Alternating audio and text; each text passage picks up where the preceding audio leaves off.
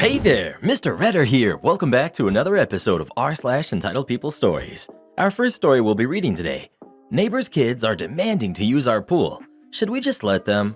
After that, finally preparing to take my entitled mother-in-law to court. It's time for some serious payback.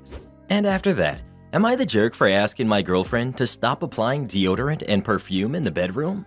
Now for every thumbs up this video gets, one Karen does not get to use her neighbor's pool. Who's gonna stop me, Reddit boy? It's getting hot out there. So please smash that like button and subscribe and turn on notifications for new stories from Reddit every single day. Neighbors' kids are demanding to use our pool. Should we just let them?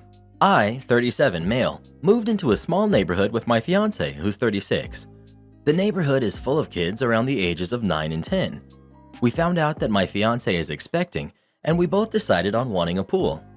I had an above-ground pool put in last year, and the neighborhood kids were very happy. I told them no dogs were allowed in the pool, as the lining was fragile and it could break. This year, I opened the pool, and the kids used it while we were away. When we got back, I noticed the water level was low, and I tried to refill it. I saw a good-sized tear on the side and got it fixed. The kids came over the next day with a Labrador Retriever wanting to use the pool, and I told them that the pool was closed. I came home and saw a few of the neighbors arguing with my fiance. I walked over and everyone starts talking about how I hurt their kids' feelings by not allowing them to use the pool. I explained what happened and why I had to close the pool. A few of them started laughing and demand that I reopen the pool. My fiance thinks that I should open the pool and apologize to the families. Not the jerk.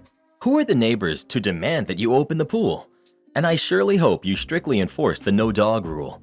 I'm also assuming you require at least one adult to be present at the pool at all times. Not the jerk. Also, I would be careful letting other people's kids use your pool. If someone gets injured in your pool on your property, you are responsible for it. And from the sounds of your entitled neighbors, they would be the first ones to press charges. I would make sure a fence is up and no one can get in the backyard. That is your property, your home, your safe place. You do not have to let anyone in unless you want to. I understand your wife not wanting to have to deal with the confrontation of neighbors because she wants to keep the peace in a new neighborhood you guys are in. But if you give in to the neighbors now, they will always think they can do whatever they want and walk all over you. Good luck. Not the jerk. Seriously? The entitlement is ridiculous. OP, you should never let them use the pool, especially unsupervised. Anything happens, you are liable legally. If parents want their kids to have a pool, they should buy their own. Well, who do you think is the jerk? OP or the neighbors? Please let us know.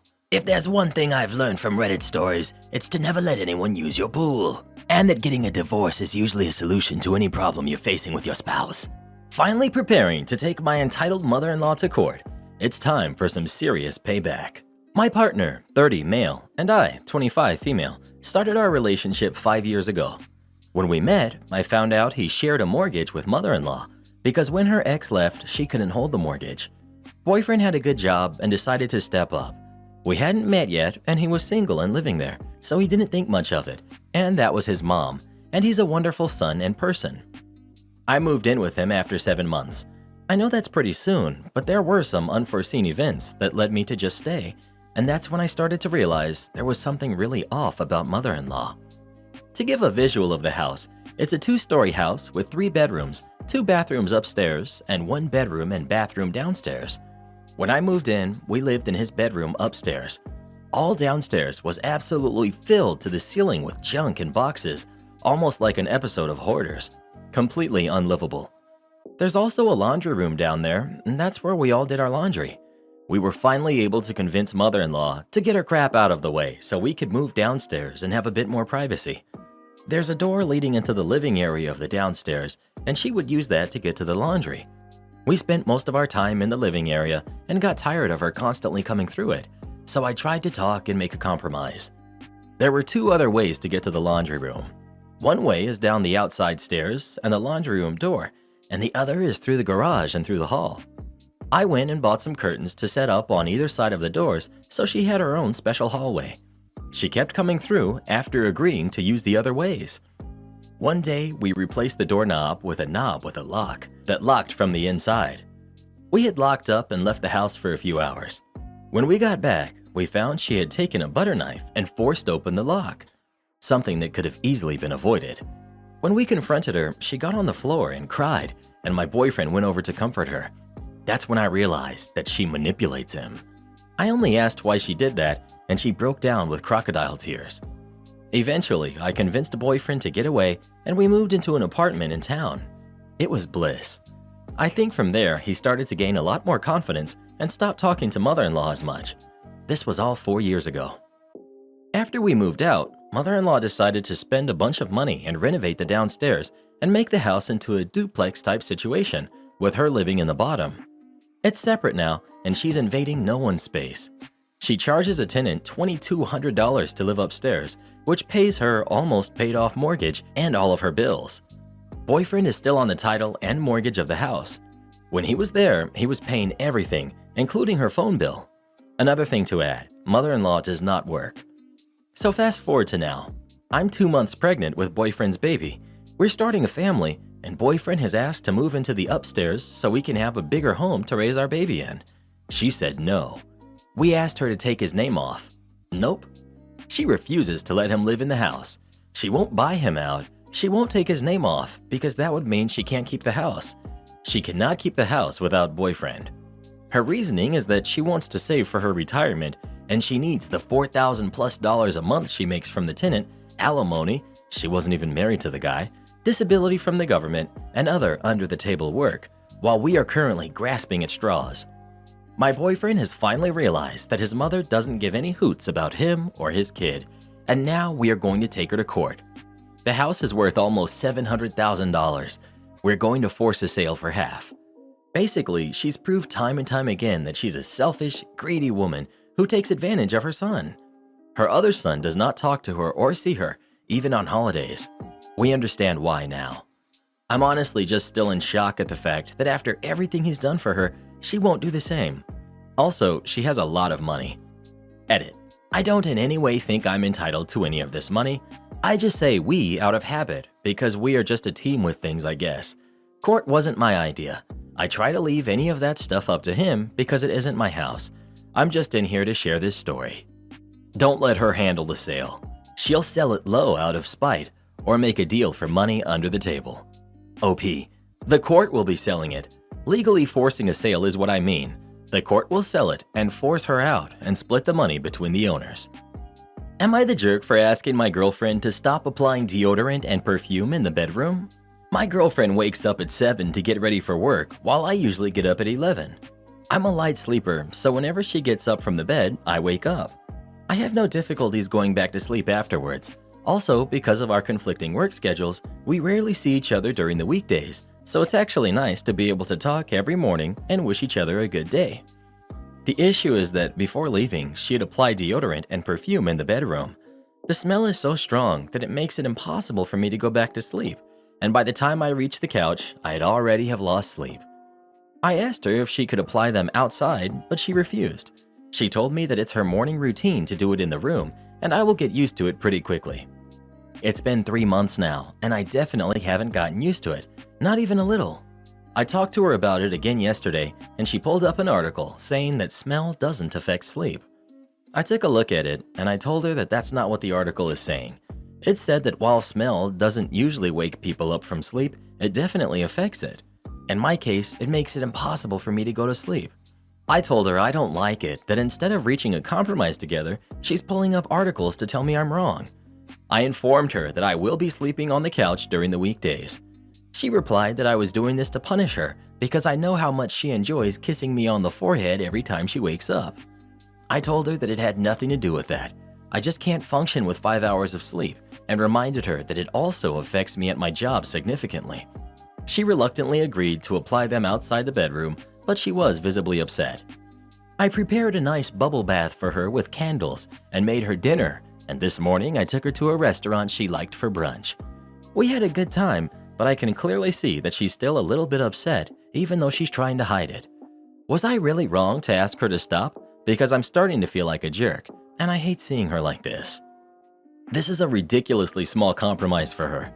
Whether there are articles or not, she's being completely unreasonable to not take your feelings into consideration on such a tiny, easily fixable problem. You're not a jerk. You've simply asked her to apply her smellies in a different room. That's all. I don't use sprays in the bedroom because the noise actually wakes up my husband. It's a slight change to a routine. Not the jerk. I agree, not the jerk.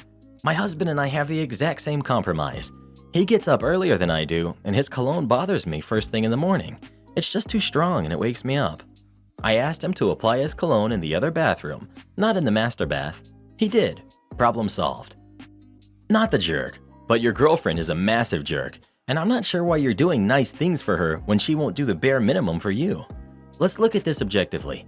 You told her that something she was doing was objectively and measurably causing you harm, that the strong, lingering smell of her perfume and deodorant in the bedroom early in the morning was making it difficult for you to fall back asleep. There's literally no reason for you to have made this up, and from any reasonable viewpoint, it's clearly the truth because you have nothing to gain from lying about it. And yet, she would literally rather go online and hunt down articles to invalidate what you're telling her that you are personally experiencing with hypothetical references to what normally happens in general to other people, then take a few steps into another room to solve the problem. She turned an easily solvable issue of your actual physical discomfort into an excuse to argue with you, invalidate you, gaslight you, in the most literal sense, telling you that you're not experiencing something that you obviously are. And finally, just tell you that she's not interested in changing something that is hurting you, and her only defense is, well, but I need to do it this way because this is how I do it and it's my routine. And your response is to wonder if you're the jerk, and then spoil her with bubble baths and special meals? I mean, you're not the jerk, but wow, you're setting yourself up to be mistreated on an ongoing basis if you keep rewarding her for blowing off your discomfort. Well, who do you think is the jerk? OP or his girlfriend? Please let us know. Hey Reddit boy, if I invalidate your feelings, will you make me a bubble bath? Am I the jerk for telling our friend only real moms got invitations to our group's yearly Mother's Day outing? Layla and I are friends with 5 other women and have been since middle school. Everyone but us has kids. We have fur babies instead. Once our group had kids, we tried to do a Mother's Day lunch with all of us. It didn't really go over that well because those without kids couldn't really participate. Like, what do I know about late-night feedings and changing diapers and first steps or going through the adoption process? So people without kids were just left out, and everyone was okay with that. It's been like this for the last 11 years, and now it's turned to their kids and husbands/partners make them brunch together, serve it up, exchange gifts, stories, and spend the day together on one big family outing. Layla got her pup last year. She's 100% the dog mom. Stickers, shirts, will gift you presents from her dog, sign cards from her dog. I don't think there's anything wrong with that, and it's cute. She can go overboard, like the birthday party she threw for her pup last month and invited our group and her friends from her doggy daycare. Some of our friends left because a couple of the kids have dog allergies and she had dogs everywhere and didn't include that info. She was sad they left, so we had to explain to her that she knows some of our friends' kids have these allergies and she didn't give a heads up. She invited people to bring her dog's friends from doggy daycare. Eventually, she let it go. Mother's Day rolls around. She came over and was pretty upset, said she needed to vent. She said she was hurt that she was left out of the Mother's Day outing because she's a dog mom, and that counts too. I listened to her for a bit, but when she started to actually get angry with our friends, I told her that they had a point in not inviting us. We could deal with not being invited to one of 2 celebrations out of the year that's for families. She asked if that means I don't think of my cats and dog as family. I told her I do, but it's not the same. I told her that the outing is for real moms and their kids. Our friends are actually making sacrifices, giving up time, energy, and resources that we don't. I gave the example that for her pup, she got her at 11 weeks when she was already born and weaned. She had helped train her at a doggy academy, free and easy adoption. She has her in doggy daycare 5 days a week and anytime she wants to take off, and a cleaner does all of the bathing and trimming. I told her I'm not trying to take away from the joy being a dog mom brings her, but just trying to highlight how we aren't the same kind of moms. Layla left after that, and none of us have heard from her. The only one who has talked to her works with her and said Layla has been making some comments about how she was intentionally left out and her friends don't take her serious because she doesn't have goblins. I'm starting to think I may have messed up and should have just been quiet and let her be mad for a bit. Am I the jerk? Edit. Our mom friends do not just randomly exclude us. The first 2 years of others having kids, we did celebrate together. Those of us without kids, it was more than just she and I at first, could not talk at length about parenting and families. Going someplace after lunch had to be a kid-friendly because the parents wanted to have their kids with them. We wanted to go to a bar or a day trip. Our friends with kids have always made sure to not gush about their kids all the time, so as a group, we all decided, Layla included, that the Mother's Day lunch would just be for the moms and their kids, so that they can do all the kid-friendly activities and gush about their kids all they wanted. Back then, Layla would get bored with them talking about their kids too much or spending too much time and attention on their kids and not on other topics. She still has that same attitude today. Edit 2. Unless she's keeping the info to herself, Layla chooses to be child-free, and it's not an issue of being childless. Her marriage did end because her ex eventually changed his mind to wanting kids. She took it pretty hard when she found out he remarried and has kids now, and got lemon not too long after that. Not the jerk. I joke a lot that I'm a dog mom because my dog acts like a toddler, but in reality, it's not the same as having a kid. I can leave my dog at home, but couldn't leave a 2-year-old at home. It's not the same. It sounds like she's pretty self-centered anyways, so I wouldn't take her comments too personally. Self-centered? She threw her dog a huge bash for their birthday, so much so that people had to leave because she was creating a hurricane of chaos. Nail on the head, dude. Yikes, not the jerk. This is coming from someone who is child-free. I recognize the difficulty in raising goblins, as your friend said so callously. It's not easy and not for everyone. Your friend is not a mom or maternal figure, let alone a mentor to a human kid, which is what Mother's Day celebrates. Being a dog mom, cat mom, or plant mom is very different. You have a passion to provide for a being outside of your species, but it's not the same as raising kids, because kids can literally grow up to make the world better or worse. There's more liability in having kids and raising them.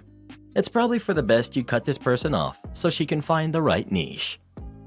OP. That's how I feel. Sure, a lot of people have their day brightened seeing a dog or cat or a picture of them, but people raising kids are raising the next generation of builders, scientists, doctors, teachers, artists, therapists, friends, future families, etc., to hopefully help society and be productive, harmonious members. And they'll be on this earth much longer than the pets will.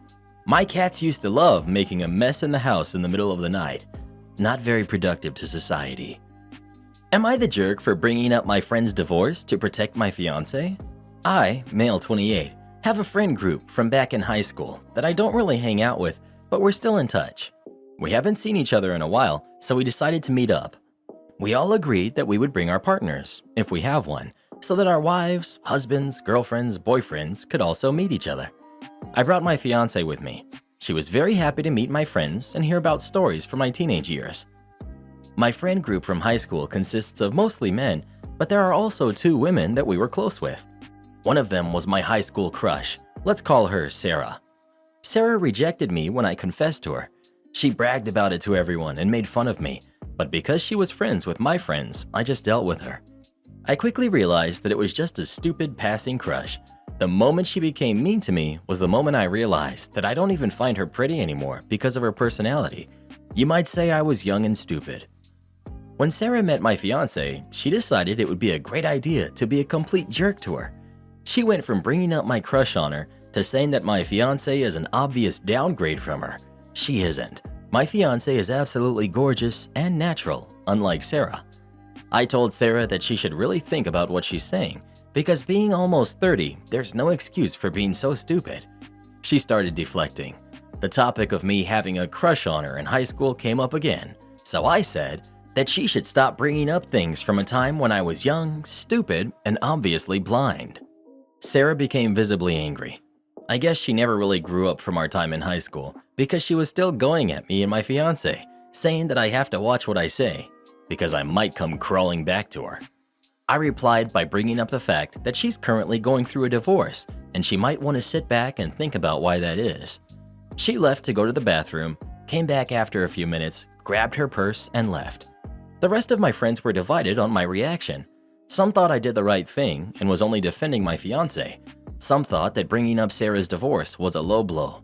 The more I think about it, the more conflicted I am. My fiance agrees that I was kind of harsh, but she's also very grateful for me standing up for her. Am I the jerk for bringing up my friend's divorce to protect my fiancé? Not the jerk. Don't dish it out if you can't take it. It sounds like you gave multiple hints and opportunities to end the conversation on a better note, and she refused to stop. Good on you for standing up for your fiancé. Well, who do you think is the jerk? OP or Sarah? Please let us know. Sarah got off easy in my opinion. I would have told her some things that really would have hurt her feelings. No more long lunches. I'm male, 26, third shift team lead. Edit.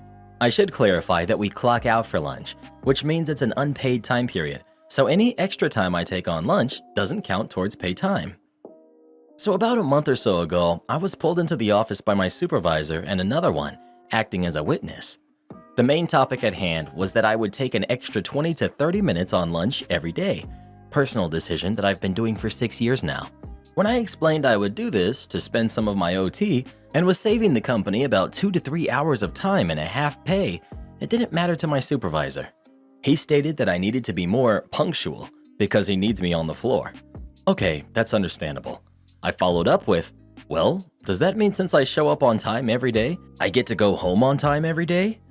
He didn't like that question since he just got through telling us at the beginning of the night how everything needs to be done before we leave. So he put it in the system under my work profile that we had that conversation and that he knows I can do better. Oh, I did better. Fast forward to last week. It's been almost a month of 1-hour lunches only and still staying late to finish off the work from the night. My paycheck was the biggest I've seen since I took this position a little more than a year ago. I was excited and I knew why it was that big. Unfortunately for my supervisors, they got into some heat for how much overtime I earned over the last month. Needless to say, they were directed to address us three about how we can't get any overtime anymore and that we need to work our schedules as they are. My other supervisor said, "Y'all can take a longer lunch to help cut down overtime."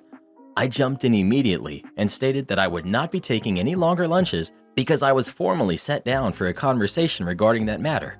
Straight up refused to do it, and the one who gave me that conversation just stared at me. Man, it's felt super awesome to say that to them, and for them to realize I was doing them a favor this whole time.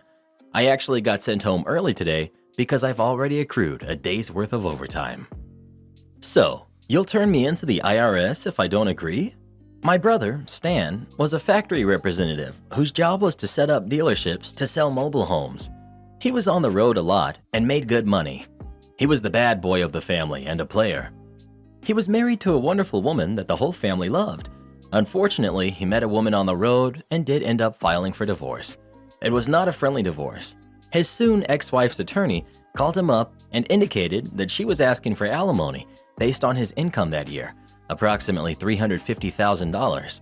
My brother patiently explained the flow of sales and attempted to compromise on a 5-year average to include years where he made only $150,000. Yeah, I know, only. The attorney continued that he knew Stan had cheated on his taxes. My brother interrupted and asked how he had cheated. The attorney told him that while my brother wrote off his considerable business expenses, he knew that he was reimbursed under the table by his employer and that this information might find its way to the IRS unless he accepted his demands. Stan said, "So, you will turn me into the IRS if I don't agree?" Yes was the answer. Stan said he would see him in court and hung up. My brother then contacted a tax attorney and brought in 5 years of records. A week later, he packed up the results and found that he owed a little over $100,000. He then drove over to the local IRS office and indicated to a rather puzzled employee that he wanted to turn himself in for cheating on his taxes. After going through the tax attorney's findings, he asked what my brother wanted to do. Stan said he wanted to pay it along with any penalties due. After a while, a day or two, he was called in and told the full amount was, I don't know, something north of $100,000. "Fine," said Stan, and wrote a check for exactly half of it.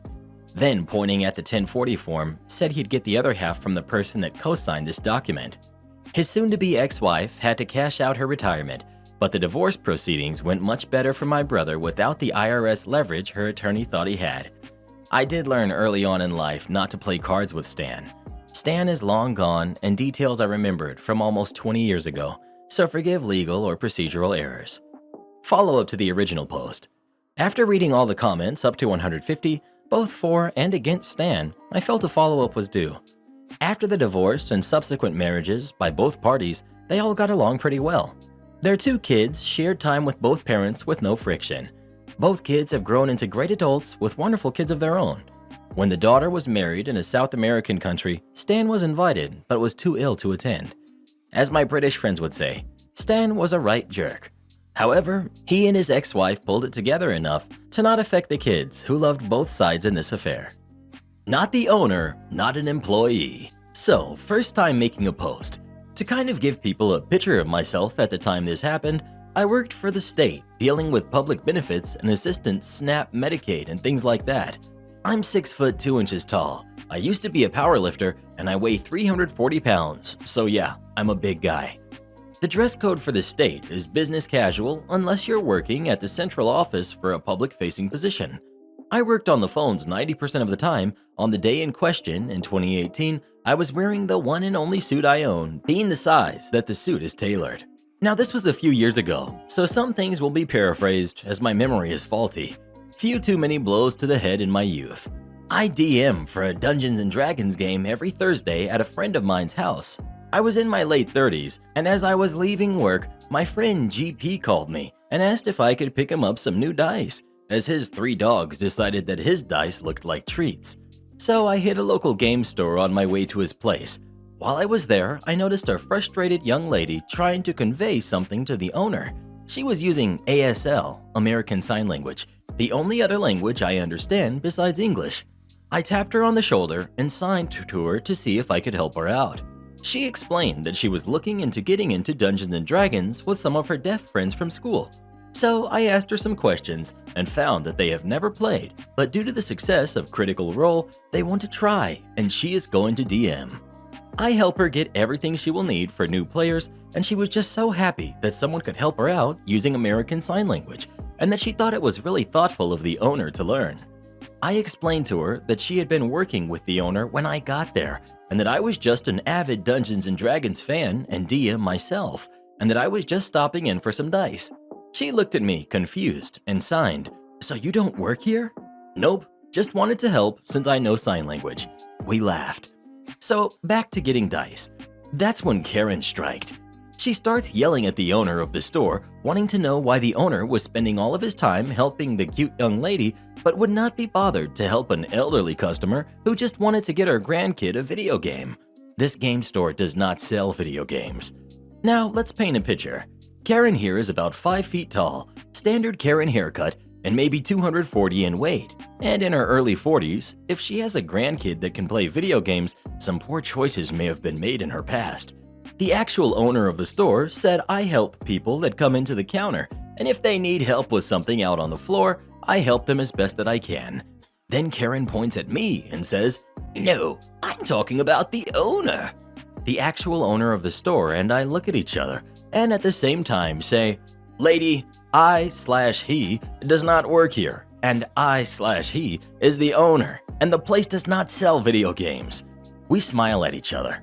This is where Karen explodes on why does a game store not sell video games, and what is she going to do now?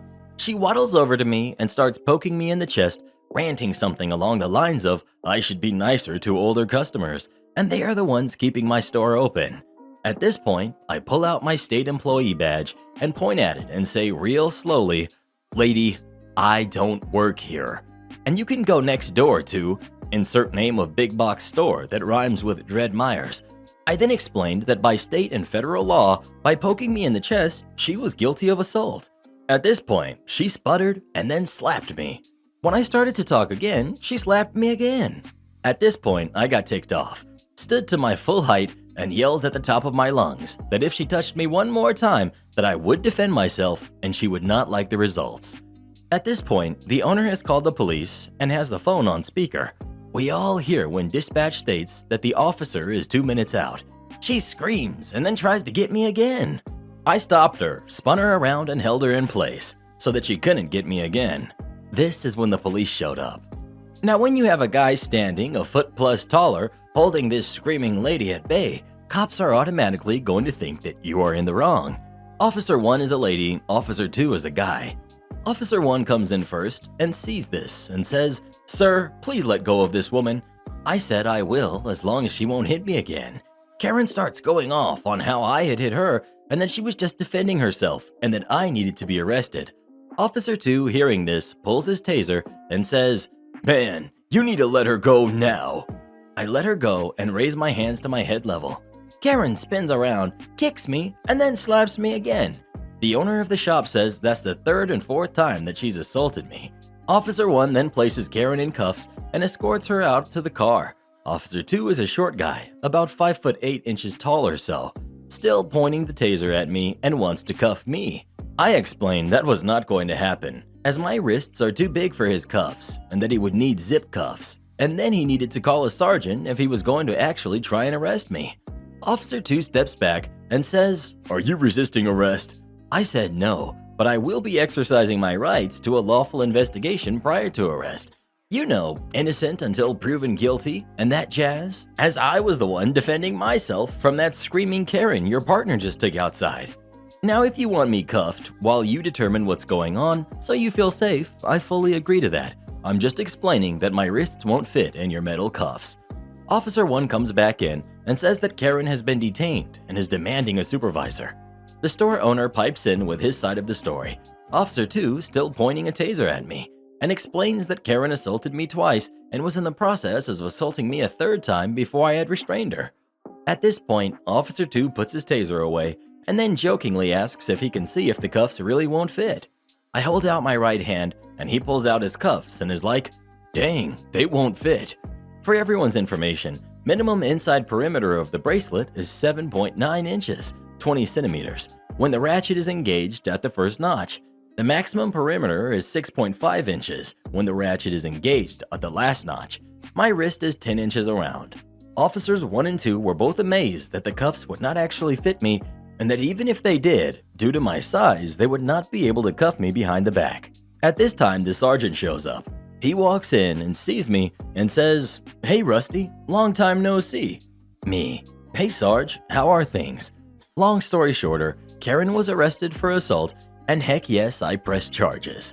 From what I was told by Sarge, this was her 12th incident of similar issues, but the first time that she had gotten violent with someone.